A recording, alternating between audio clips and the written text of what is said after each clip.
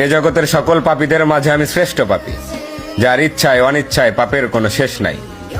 জেনা থেকে শুরু করে কবিরা অবধি সকল পাপ যেন আমার চেনা সঙ্গী।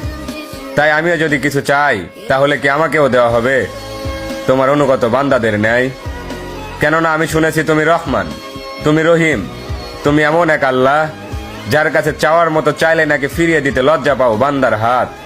তাই এবার আমিও তোমার চরণে উৎসর্গ করে দিলাম আমার শান্তির ঘুমের নিশিরাত।